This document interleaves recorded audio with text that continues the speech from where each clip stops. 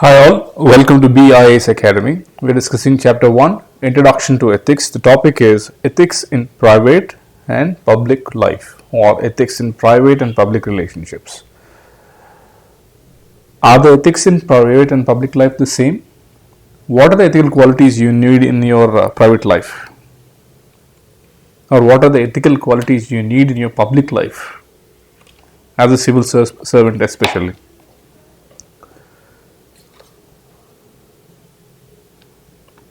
Okay, let's start the chapter with a quotation. Integrity means the joy that you are the same in public as you are in private. It is given by Joyce Meyer. What does integrity mean? Integrity means being the same person when you are in public or when you are in private. Having the quality of honesty, probity in private life when nobody is observing you. That is integrity. Okay, the quotation is, integrity means that you are the same in public as you are in private. It is given by Joyce Meyer. You can see her image here.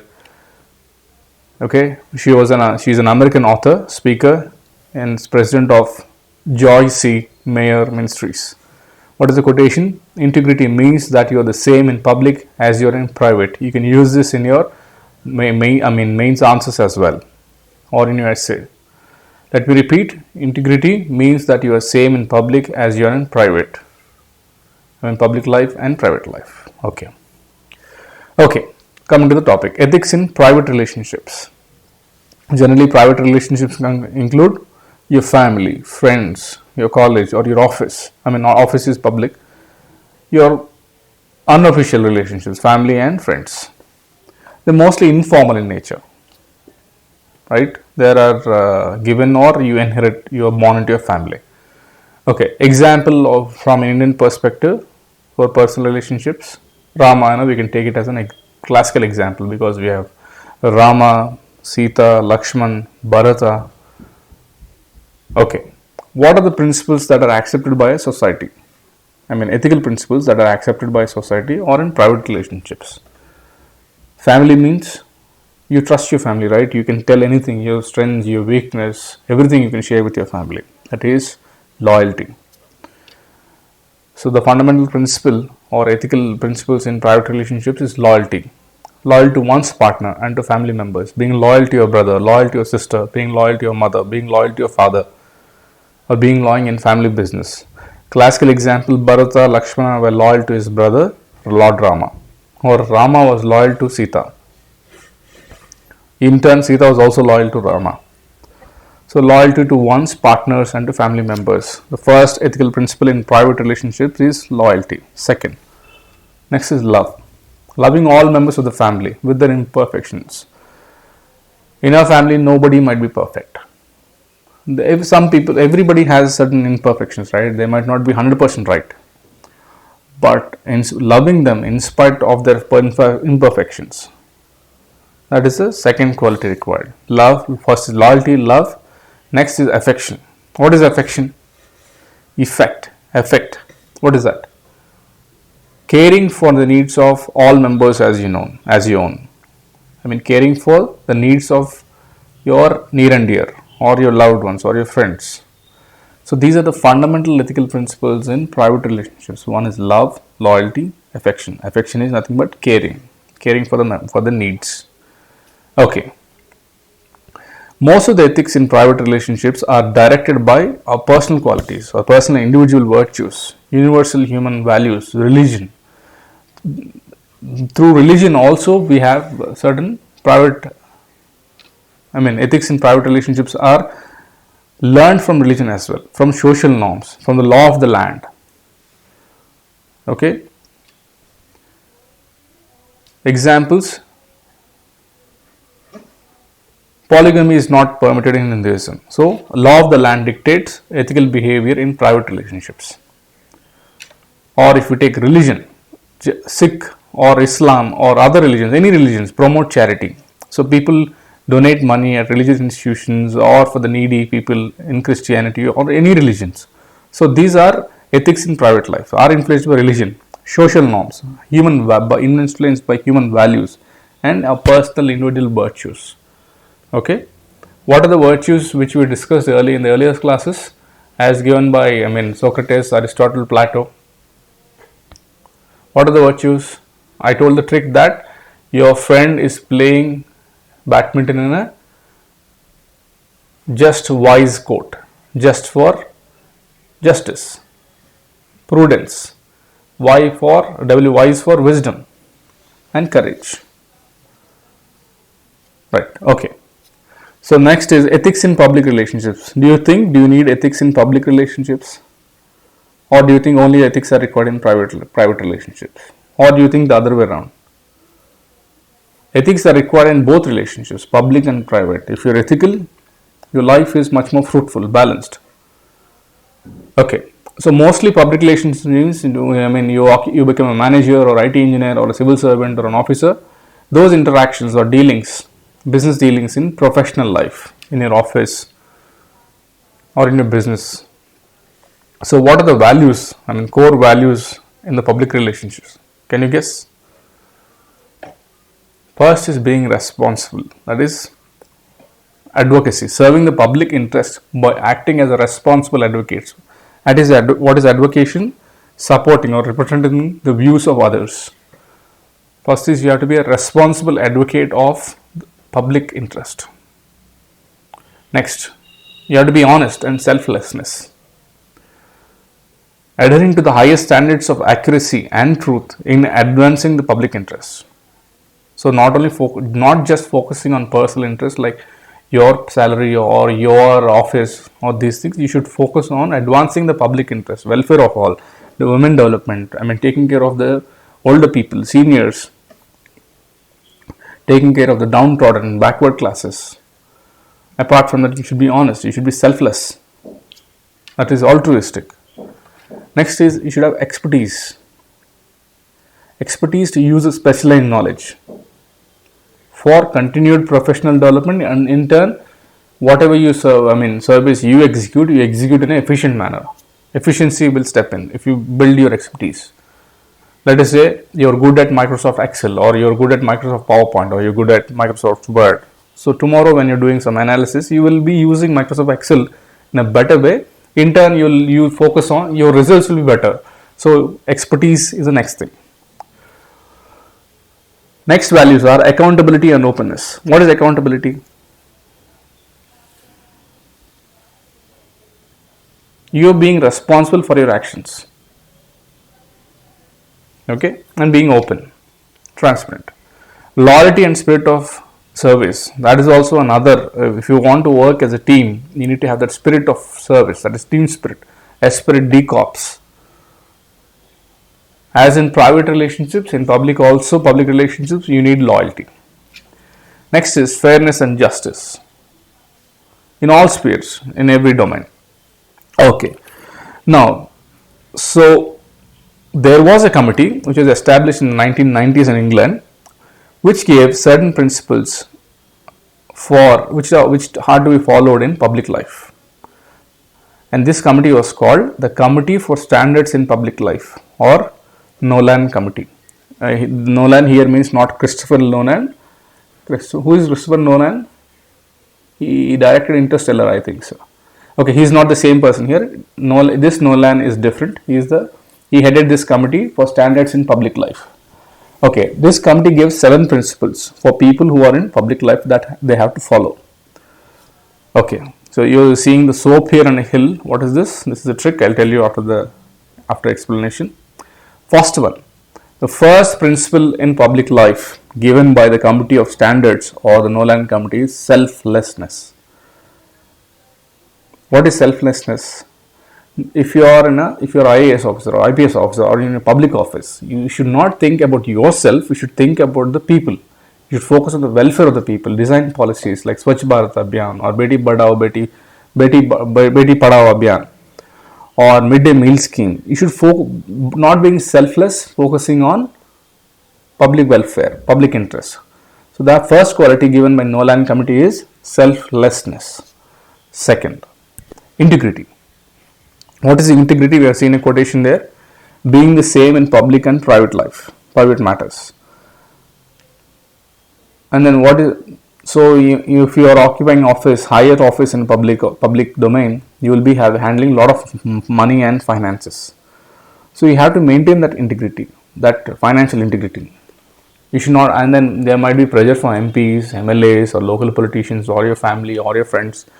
You should not dodge to that. You should not be obliged. You should maintain that quality of integrity. This first value or the first principle given is selflessness. Second is integrity. Third, objectivity. What is the difference between objective and subjective? When you are objective, you base your decisions based on logic. When you are subjective, you make your decisions based on emotions. So you should, as a civil servant, you should make your decisions based on facts. That means you have to be objective, based on merit. Okay, next is accountability. Holders of public office are accountable for their decisions and actions. You have to remember this day in, day out when tomorrow you become a civil servant. Accountability is one of the 7 principles of public life given by Nolan Committee or the Committee for Standards in Public Life. Next, fifth one, openness. That is transparent, being as open as possible. So let's say a gentleman, if you want to if a citizen wants to get his birth certificate or a transfer certificate or a ration card, he should know how to apply it. He should know how many days he's going to get it. What is the process? The entire transaction should be open. Next is honesty. Declare any private interest relating to public duties. You have to be honest. You all know what honesty is, right? Next, leadership. So what is leadership?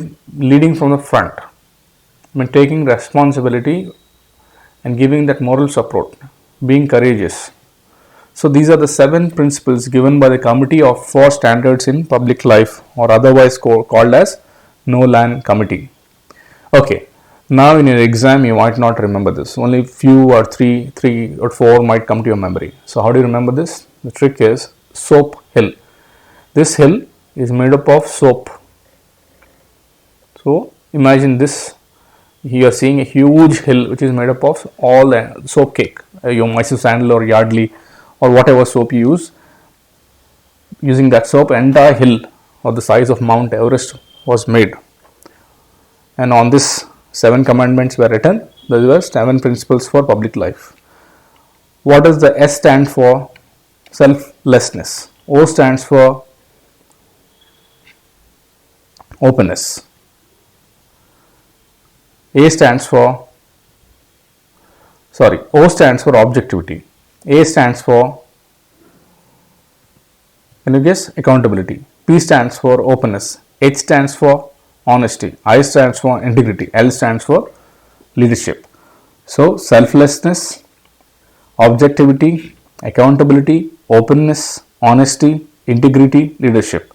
So soap hill, this is the trick you have to remember. So these are the 7 principles given by Nolan Committee which are to be followed in public life. So in your mains, in your answers, you use this 7 principles given by the committee.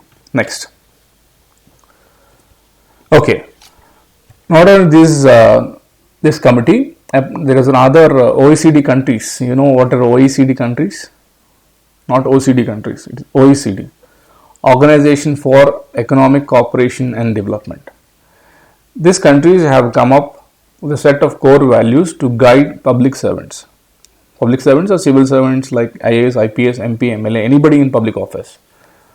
Okay, this OECD countries also gave us certain values to be followed by public servants. Okay, what are they? Impartiality, legality, integrity, transparency, efficiency, equality, responsibility, justice. What is impartial? So there are 2 people, you are an IAS officer, and 2 beneficiaries are there. You have only funds for 1 person. So one is your friend, other one is from the local common citizen. So to whom you will give this policy to, or to whom you will give this funds to. You have to make your decision based on objectivity. You have to be impartial. So you have to give to the right responsible and eligible person. So that is being impartial. What is legality? Following the law of the land, upholding the law. Next is integrity, that is being honest in your both private and public life. Transparency, that is openness. Efficiency, you should have expertise and then you should do every activity in an efficient manner. Next is equality, treating men, women, rich, poor, everybody equally. And then being responsible for your actions as a public servant, that is taking accountability and doing everything in a just and a fair manner, that is upholding justice. So I am sure that you might not remember all these values given by OECD countries. Similarly, I have a trick for you here to remember. It's a memory trick. You can see here, what is this dress? This dress is owned by Bruce Lee. So what she's doing here? She's trying Bruce Lee, right? So the trick is try Lee Ji. In Hindi, with respect, we call people Ji, right? Similarly, Lee Ji, Bruce Lee Ji. What is she doing? She is trying Lee Ji. T stands for, come on, tell me, transparency. R stands for responsibility. I stands for integrity. L stands for legality. E for efficiency. Other E for equality. J for justice. I for impartiality. So what she is trying? She is trying try Lee Ji. So that is a trick. The earlier Nolan Committee gave Committee on Standards, Committee on Public Standards in Public Life, or Nolan Committee gave 7 principles, that is soap pill, selflessness, objectivity, accountability, openness, honesty, integrity, leadership. Here OECD countries gave certain values to which the civil servants have to follow or public servants have to follow, that is try Lee Ji. She is trying Bruce Lee's stunt. So T stands for transparency, R stands for responsibility, I stands for impartiality, L legality, efficiency, equality, justice and integrity. Okay. The next question is there a relation between public and private ethics? Yes, some of you say yes, some of you saying no. Most of the people say yes. Yes, it is correct. There is a relationship between public and private ethics. Why? My question to you is why? What is the logic? Why do you think there is a relation? The question is, what does ethics do to an individual? Ethics promotes a virtuous life, a honest life, a happy life, a balanced life. So this virtuous life is equally applicable to private and public. Both spheres of life needs to be a virtuous one. So that is why there is a relation between public and private life. Okay, example. I said there is a relation, right? Let us say you treat your mother well, or you treat your sister well, or you treat your cousin sisters very well in your family, and you respect your neighbor women, and all these people. So tomorrow you become a civil servant. How would you treat women in the society? You would naturally respect them, right? You will treat them fairly. So this is reflected, and the way you treat women is also reflected in how you how you deal with your female co-workers. So that is why there is a relationship between private ethics and public ethics. Okay. And we also should make sure that there should not be conflict between personal and professional ethics. Let us say you want to deal, you are working in a private firm or some firm. So your boss is only focusing on profit. You know that the product is not up to the quality, but you are cheating the customer. But your value, your personal value is to be honest. So there is a conflict between your interest and your boss's interest. So would you be able to continue the job? There will be dissonance in the mind, right? So this conflict should not exist. If that exists, then you have to manage or overcome or handle it. Okay. Ethics in public life places a greater responsibility. Why? Because you're dealing with public life. It's more demanding. For example, you're a doctor. You believe that abortion is morally wrong. In Ireland, abortion is not permitted, right? Because they believe, as per Christianity, abortion should not be done. Okay, but if you're a doctor, you need to do abortion. So public life has greater responsibility than your personal life. So in your exam, you'll write the values proposed by OECD countries. The trick was try Lee Ji, and you'll write the 7 principles given by Nolan Committee, that is soap hill. Okay, let's look at a mains based question. Can one's ethical standards be different from public and private life? Critically comment. What is the standard format for an answer? Introduction, body, and a conclusion. What will you write? You'll start with your answer with an ethical quote.